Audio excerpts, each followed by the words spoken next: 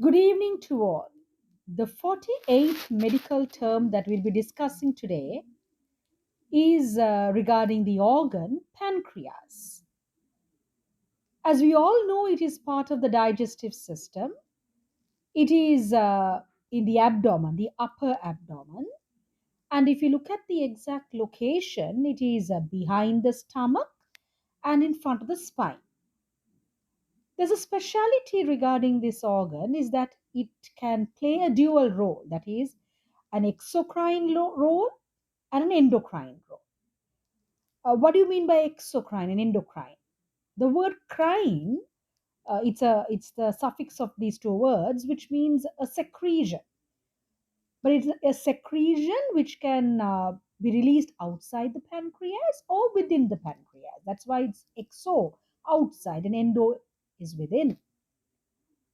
If you look at the overall structure, it's sort of a leaf like, elongated, flattened, and the dimension is that it's about 6 to 10 inches in length.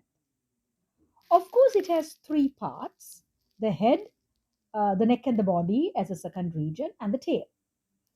The head is sort of a C shaped structure, whereas neck and the body is like a horizontal flat structure, and tapering at the end as a thin structure is the tail.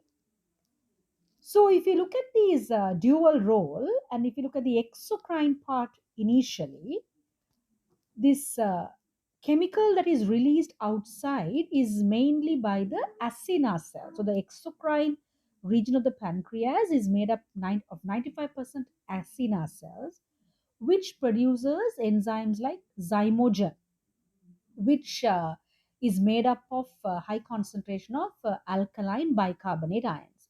And this flows into the small intestine through the duct, that is a pancreatic duct, and these enzymes include the amylase, the lipase, trypsin, and chymotrypsin involved in digestion. And the endocrine region is made up of islets of Langerhans, which is responsible for the glucose regulation.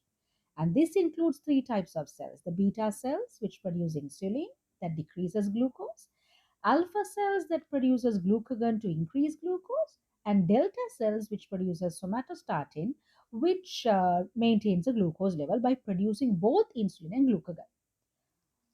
If there is no insulin production, it leads to type 1 diabetes mellitus, but if the insulin cannot be used, it leads to type 2 diabetes mellitus. There are other conditions like pancreatitis, which is an inflammation of the pancreas, or sometimes it can lead to pancreatic cancer, and even cystic fibrosis can happen because of the thick mucus blocks the pancreatic duct.